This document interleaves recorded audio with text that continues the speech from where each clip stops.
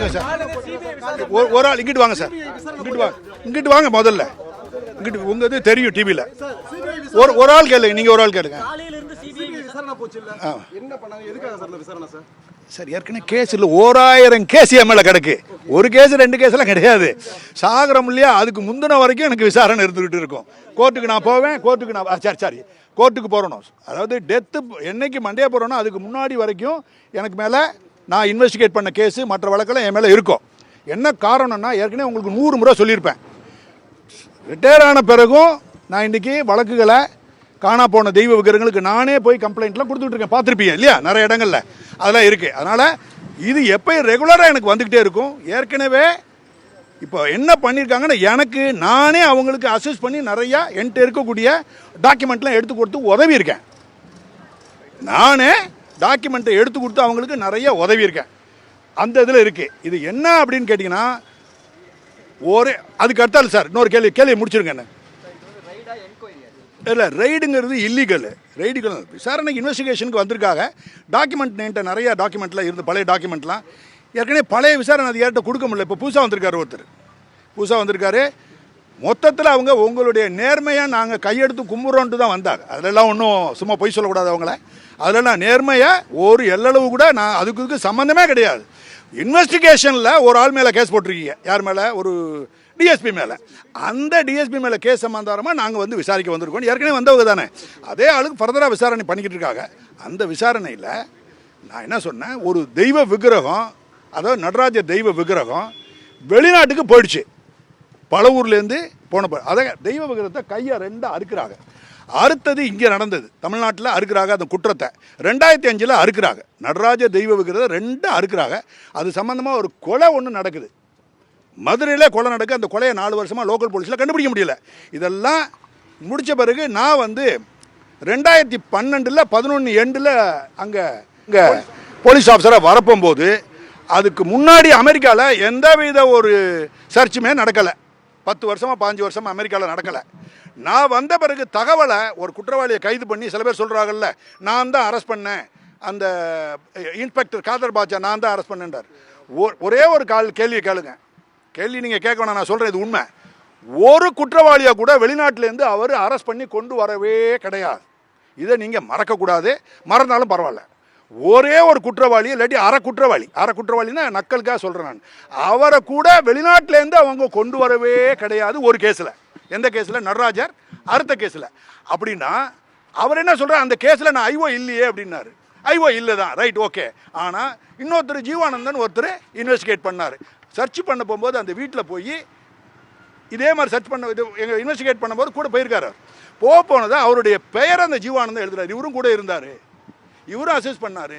ஐடலை நாங்கள் சீஸ் பண்ணுறோன்னா நடராஜர் ஐடல் மெட்ராஸ்லேருந்து எங்கே போச்சு? பாம்பே போகுது. கையெழுத்த நடராஜர் சரி எங்கேருந்து போகுது? மெட்ராஸ்லேருந்து, அதாவது பல ஊர்லேருந்து மதுரைக்கு வருது.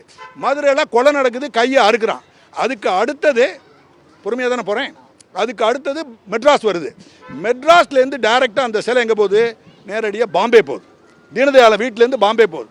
பாம்பேலேருந்து மேன்ஹேட்டனுக்கு போகுது. மேன்ஹேட்டனுங்கிறது ஒரு இடம் இருக்குது, அந்த மேன்ஹேட்டன் நியூயார்க்கில். அங்கே வந்து மேடிசன் அவென்யூன்னு ஒரு இடம், 1224 நம்பர். அந்த நம்பர் தான் ஆர்ட் ஆஃப் த பாஸ்ட்னு சொல்லி ஒரு வெளிநாட்டுக்காரன், உங்களுக்கு தெரியும், சுபாஷ் சந்திர கபூரை அரெஸ்ட் பண்ணி நாங்கள் கொண்டாந்து உள்ளே வச்சு தண்டனை வாங்கி இன்னொரு 10 வருஷத்துக்கு மேலே உள்ளே கிடக்கிறான். நல்லா கவனிங்க.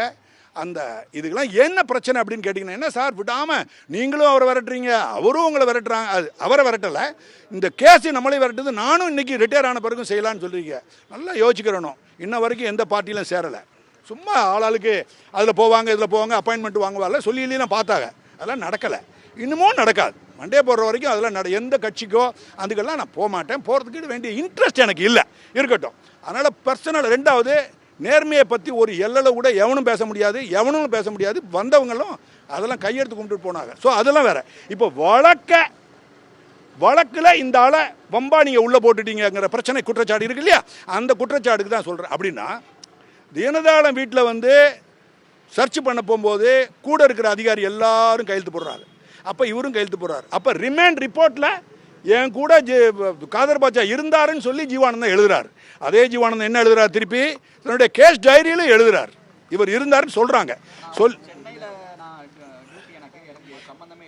அது நான் சொல்லல, உங்களுடைய இல்லை காதர் பாட்சா சொல்லத்தானே சார் செய்வார். எப்படி கேட்டிங்கன்னா, அப்படி இல்லாதவரை எழுதியிருந்தா, ஜீவானந்த எழுதியிருந்தா எவ்வளோ பெரிய பிரச்சனைக்கு உள்ளாயிருக்கும். ஏன் அவர் மேலே நீங்கள் நடவடிக்கை எடுக்கல? பெரிய தப்பாக போயிடும் இல்லையா? ஒரு ஆள் வரலையே, 4-5 பேர் வந்திருக்காங்களா, 4-5 பேர் நாங்கள் விசாரி சார். அதெல்லாம் மாட்டு கற்றுக்கல, அதெல்லாம் உச்சக்கட்ட பொய், அதில் ஒன்றும் சந்தேகம் இல்லை. உள்ளே இருந்தது உண்மை. வெளிநாட்டுக்கு நல்லா கவனிங்க, மதுரையில் திருநெல்வேலியில் கொள்ளையடிக்கிறதுலேருந்து மெட்ராஸ் வரைக்கும் ஏ டிரான்சாக்ஷன் வச்சுக்கிடுங்க, ஏ குற்றம். அப்புறம் மெட்ராஸ்லேருந்து பாம்பே போகுது, அது பி குற்றவாளின்னு பி டிரான்சாக்ஷன் வச்சுடுங்க. பாம்பேலேருந்து நேரடியாக மேன்ஹேட்டனுக்கு போகுது நியூயார்க்கு, அது சி டிரான்சாக்ஷன் வச்சுக்கிடுங்க, ஏபிசி ஆயிடுச்சு. அப்புறம் மேன்ஹேட்டன்லேருந்து லண்டனுக்கு அது போகுது. இல்லைன்னா கவனிங்க எவ்வளோ பெரிய மேட்டர். லண்டனுக்கு போகுது, அது ஏபிசி டின்னு வச்சுக்கிடுங்க. அப்போ லண்டன்லேருந்து திருப்பி என்ன செய்யுது, கையை ஒட்ட வைக்கிறான் லண்டனில். நீல் பெரிஸ் ஸ்மித்னு ஒரு குற்றவாளி. அந்த குற்றவாளி இந்த சிலையை ரிப்பேர் பண்ணுறதுக்கு 1,30,00,000 ரூபா அவங்க ரிப்பேர் கையை சேர்க்கறதுக்கு. ஸோ அந்த ஐடலோட ஃபோட்டோ காப்பி அவங்கள்ட்ட இல்லை. அப்போ நான் 3 ஃபோட்டோ காப்பியை கொடுத்துருக்கேன். எப்போ? ஒன்று திருண்ண போது எடுத்த ஃபோட்டோ, திருண்ணதுக்கு பிறகு கையை அறுத்த ஃபோட்டோ, கையை அறுத்ததோட வெளிநாட்டுக்கு போயிடுச்சு, வெளிநாட்டில் போய் லண்டனில் கையை சேர்த்து வைக்கிறா, ரஃப்பாக இருக்குது, அப்புறம் பாலிஷ் பண்ணுறாங்க. அந்த மாதிரி 4 செட் ஆஃப் ஃபோட்டோகிராஃபி அவங்கள கொடுக்க போகும்போது தான் தெரியுது. இப்போ போனது உண்மை. அப்புறம் இது போக திருப்பி மேன்ஹேட்டன் வந்திருக்கு, அது டி. அப்புறம் மேன்ஹேட்டன்லேருந்து அமெரிக்காவிலேருந்து திருப்பி தமிழ்நாட்டுக்கு வருது, அது டி போட்டு ABCDEF. இவ்வளோ டிரான்சாக்ஷன் நடக்க போகும்போது ஏஐ மட்டும்தான் இவங்க இன்வெஸ்டிகேட் பண்ணுறாங்க. அப்படின்னு என்ன, திருநெல்வேலி நடக்குது, மெட்ராஸுக்கு வருது, மெட்ராஸில் இவங்க பிடிச்சி விட்டது மாதிரி. அப்போ பிஏ மறைக்கிறாங்கன்னா அதுக்கு சம்மந்தப்பட்ட குற்றவாளியை விடுறாங்க. அதுக்கடுத்து சி வந்து எங்கே இருக்குது, பாம்பேலேருந்து வெளிநாட்டுக்கு அதுக்கு வேண்டிய குற்றவாளியை அவங்க மறைக்கிறாங்க. சிலேருந்து டிக்கு போகுது, கையை பொறுத்துனா அவன் குற்றவாளி இல்லையா? அப்படி அவன் குற்றவாளி இல்லை நீங்களும் சொன்னீங்கனாலும் சரி, இங்கே யார் சொன்னாலும் சரி, சுப்ரீம் கோர்ட்டில் சொன்னாலும் சரி, ஹைகோர்ட்டில் அவன் குற்றவாளி இல்லைன்னு சொன்னால் கூட அவன் என்ன செஞ்சான், நான் தான் ஏன் குற்றவாளி அப்படின்னு சொல்லி அமெரிக்காவில் இருக்கக்கூடிய supreme court of New York, county of நியூயார்க்கில் அப்பியர் ஆயிடுறான்.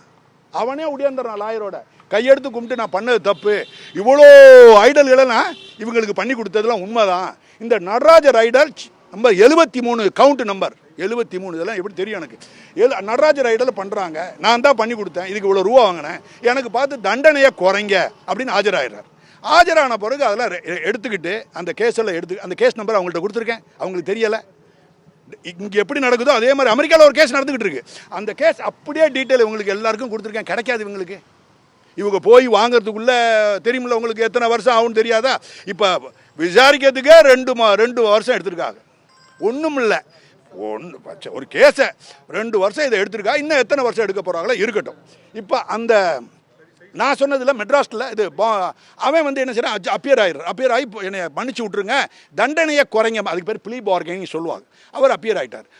அப்பியர் ஆன பிறகு அவரை இன்னும் தண்டனை கொடுக்காமல் வச்சுருக்காங்க. காரணம், அந்த கேஸில் முக்கியமான குற்றவாளி சுபாஷ் சந்திர கபூர். இவர் அங்கே போய் ஆகணும். எங்கே போகணும்? அமெரிக்காவுக்கு போனால் தான் அந்த கேஸை முடிக்க முடியும் அவங்களால. மொத்தத்தில் ஏமாறியே ஒரு போலீஸ் ஆஃபீஸர் வேலை பார்த்தாருங்க, பிரண்டன் ஈஸ்டர்னு. அமெரிக்கன் கவர்மெண்ட்டு அங்கேருந்து ஒரு பெரிய பிளக்கேட் கொடுத்துட்டு எனக்கே தெரியலை. நான் அதை எடுத்து கொடுமா, என் ஒய்ஃப் அதை எடுத்து கொடுத்தா, அதை வச்சுக்கப்பா அப்படின்னு கொடுத்தேன். அதில் பார்த்தீங்கன்னா எனக்கு ஒரு பெரிய புகழாரம் போட்டு காஸ்ட்லி, அது வேணுமா, உள்ளே இருக்குது காட்டுறேன், உள்ளே வந்து காட்டுறேன், அது அம்மாட்ட போய் வாங்கிட்டு வா, மேலே மாடியில் இருக்குது. அந்த இது அப்படியே காட்டுறேன். என்னுடைய புகழாரம் கொடுத்துருக்காங்க. புகழாரம் கொடுத்துட்டு நீங்கள் அமெரிக்காவுக்கு வரணும், 1 மாதம் தங்கணும், எங்களுடைய செலவில் 4 லெக்சர் கொடுக்கணும், உலகத்தில் ஒரு எல்லா போலீஸ் ஆஃபீஸரும் வர வச்சுருக்கோம் அப்படிலாம் கூப்பிட்டாங்க. நான் முதல் வாட்டி இணங்கி நான் சரி ஓகேன்னு சொல்லி கொடுத்துட்டு வீசா எடுக்கிறதுக்கு வேண்டிய 45,000 ரூபா செலவில் அதை செலவழிச்சுவிட்டேன். அப்புறமேல் மனசில் ஒரு உண்மாவே நம்மளை துரத்துவாங்க, நம்ம எல்லாத்தையும் பாய்க்கிறோம், left right west east north கீர்த்து எல்லாத்தையும் பாய்க்காத ஒரே ஒரு ஆள் உங்கள் ஆள் தான். நீங்கள் ப்ரெஸ்ஸை மட்டும் தான் நம்ம பாய்ச்சிக்கிறது இல்லை, எல்லாத்தையுமே நம்ம அதோட மல்லு கட்டிக்கிட்டு இருக்கோம். அப்போ வேறு வழியே இல்லை. அதனால் நம்ம என்ன செய்வோம், டாக்குமெண்ட்டை அங்கே இருக்கிறவங்க என்ன செய்கிறாங்க, அந்த பிரிட்டன் ஈஸ்டர் வந்து என்னை கூப்பிட்றத நான் என்ன செய்கிறேன், அதை உடம்பு சரியில்லைன்னு சொல்லி உண்மையிலே பொய் தான் அதை மறுத்துடுறேன். ஏன்னா என்ன செய்ய, மெட்ராஸ் போகிறதுக்கு டெல்லி அமெரிக்கா போகிறதுக்காக தான் இவ்வளோ பிளான் பண்ணியிருக்காருன்னு சொல்லுவாங்கன்னு சொல்லி அதை விட்டதுனால அவங்களே பணத்தை ஒரு 35,000 ரூபா எவ்வளோ ஒரு 10,000 எடுத்துகிட்டு திருப்பி கொடுத்துட்டாங்க. அதை விசாலாம் கொடுத்துட்டாங்க. ஸோ இதெல்லாம் அவங்கெல்லாம் க்ளீன் சிட்டு நம்மளுக்கு கொடுக்குறாங்க. இங்கே ஒரே ஒரு ஜட்ஜ் இருக்கார், சிங்கிள் ஜட்ஜு, மானாங்கனியாக இனி அவ்வளோ புகழாலம் பண்ணி அவரை நல்லா விசாரித்து எழுதுகிறோம். அதே சிங்கிள் ஜட்ஜு டிவிஷன் பெஞ்சாக வருது, அவங்களும் விசாரிக்கிறாங்க இதே குற்றவாளியை. ஒரு எல்லளவு இல்லாமல் எக்கச்சக்கமான புகழாரம் அதில் எழுதியிருக்காங்க. அதுக்கு போய் சுப்ரீம் கோர்ட்டுக்கு போகுது, மாடியில் இருக்குது அப்படி சொல்லுங்க. அப்போது சுப்ரீம் கோர்ட்டு போகும்போது அவங்களும் கிட்டத்தட்ட பக்க கணக்கில் 50, 60, 70 பக்கத்தில் எழுதி அவங்களும் எழுதுறாங்க. அப்படி எழுதி வந்து இதெல்லாம் இந்த டாக்குமெண்ட்லாம் எங்களுக்கு சார்பாக வரும். இது போக இங்கே குற்றவாளிகளை கைது பண்ணமுடியல, இவங்களை எல்லா ஸ்டேட்மெண்ட்டையும் நான் ரெக்கார்ட் பண்ணலை, எல்லாத்தையும் சிஜேஎம் சீஃப் ஜுடிஷியல் மேஜிஸ்ட்ரேட்டில் கொடுக்குறோம். சீஃப் ஜுடிஷியல் மேஜிஸ்ட்ரேட்டுக்கு ஒரு ஜட்ஜு 25 வருஷம் வேலை அவங்கள ஒரு போலீஸ் ஆஃபீஸர் ஏமாத்துறதா இருந்தால் முடியுமா இல்லையான்னு நீங்கள் தான் பார்த்துக்கிறோம். ஒரு இருங்க முதல் எல்லாம் போய் அப்பியராக எல்லா டாக்குமெண்ட்லாம் எடுத்துட்டோம். டாக்குமெண்ட் அவங்க சார் நாங்கள் விசாரணைக்கு வந்திருக்கிறோம், நீங்கள் எங்களுக்கே அவங்க சொல்லக்கூடாது. ஒரு சில பேர் வயிறு எரியுதெல்லாம் சொன்னார். இந்த பாவத்தெல்லாம் எடுத்து கொடுக்குறேன். நோனோ இது ஒரு கேஸில் இன்னொரு கேஸை கொண்டாடுவீங்க. இப்போ கவர்மெண்ட்டுக்கு எகேன்ஸ்டாக பேசிக்கிட்டு இருக்கீங்க, சென்ட்ரல் கவர்மெண்ட்டுக்கு சப்போர்ட்டாக பேசிக்கிட்டு இருக்கேன்னா நல்லா யோசிச்சு பாருங்க. 1400 நான் விசாரித்தேன் இல்லையா, எங்கள் டிஏஜியாக இருக்கும்போது விசாரிச்சனுடைய விளைவு விசாரிச்சேன்ல, அங்கே டிஏஜியாக இருக்கணும் ஐஜிஆருக்குனுடைய விளைவு என்ன, 2012 ஒரு ஆளை கொண்டாந்த பிறகு ஒரு தகவல் கொடுக்குறேன் அமெரிக்காவுக்கு. அந்த தகவலை வச்சு அங்கே ரெய்டு பண்ணுறாங்க. எத்தனை இது ஒரு வாட்டி தான் இங்கே வர்றாங்க இன்வெஸ்டிகேஷன் எனக்காக. அங்கே அப்படி இல்லை, 100 இடத்துல 100 முறை பண்ணுறான். 8 இடத்துல பண்ணி 2622 தெய்வ விக்கிரகங்கள் ஆர்டிஃபேக்ட்ஸை சீஸ் பண்ணி முடிச்சுட்டாங்க. ஆனால் நான் போகிற வரைக்கும் அவங்க கேஸ் போடலை. நான் டிபார்ட்மெண்ட் விட்டு வெளியே வரேன் இல்லையா, அது வரைக்கும் அவங்க கேஸ் போடலை. வெளியே வர்றேன் 2020 வந்த பிறகு அவங்க கேஸ் போடுறாங்க. கேஸ் போட போகும்போது அந்த டாக்குமெண்ட்லாம் எனக்கு கிடைக்கிது. It's a good police officer. அவங்க வந்து 3 வாட்டி என்னை வந்து பார்க்குறாங்க. பார்க்க போகும்போது இந்த குற்றவாளியோட பேரை யார் எழுதுறா, சுபாஷ் சந்திரக்கு அப்புறம் அரெஸ்ட் பண்ணி ஜெர்மனியில் வச்சுருக்கேன். ஜெர்மனியில் ஜெயிலில் இருக்க போகும்போதே மெயில் கொடுக்குறோம். ஆரோன் ஃப்ரீட் பேன் அப்படின்ற ஒரு மேனேஜருக்கு மெயில் கொடுக்குறோம். அந்த மெயிலில் ப்ளீஸ் டெல் ஷண்டு கால் ஷண்டு அப்படின்னா மேனேஜரை ஷண்டுன்னு ஒரு ஆளை போட்டு நார்த் இந்தியாக்காரன் குற்றவாளி அவரை காட்டு பாம்பேயில் இருக்கிற வல்லபாவை கூப்பிடு, வல்லபாட்டை கூப்பிட்டு சொல்லு காதர் பாட்சா என்னை கூப்பிட்றான், எதுக்கு கூப்பிட்றான்னு உனக்கு தெரியும். அப்போ காதர் பாட்சா டிபார்ட்மெண்ட்டில் இல்லை, எந்த டிபார்ட்மெண்ட்டில் ஐடல் விங்கில் இல்லை. சத்தியம் இதெல்லாம் நீங்கள் போய் வெரிஃபை பண்ண வேணாம், தெய்வ சத்தியம் அது. இல்லாத ஆள் கான்டாக்டில் இருக்காரு அக்யூஸ்டோட கம்மான். அதெல்லாம் இவங்க கருத்தில் கொள்ளணும், இனிமேல் கொள்ளுவாங்க. இனிமேல் தான் ஒரு புதுசாக ஒரு அடிஷனல் எஸ்பி வந்திருக்காரு, இப்போ திருப்பி எல்லாத்தையும் விசாரிச்சுக்கிட்டே இருப்பார். அவர்கிட்ட நம்ம சொல்கிறோம் இருங்க அதான் இருக்குது. இதெல்லாம் என்னுடைய பேருக்காக சொல்லலை, அவங்க கொடுத்தானுவ. இது குப்பத்தொட்டியில் இருந்தது அவங்க தான் எடுத்தா, ஏன்னா அவன் தான் கொடுத்தேன். ஸோ அதான் இதில் ஒன்றும் இல்லை சார். ரைட்டோ sir, okay. நான் சர்வீஸில் இருக்கும்போது 2018 ரிட்டையர் ஆகுது, கொஞ்சம் 1 வருஷத்துக்கு முன்னாடி ரிட்டையர் எடுத்துக்கு. இன்னொன்று ஒரு பேட்ச் வந்தால் அதுக்கு இந்த பேட்ச்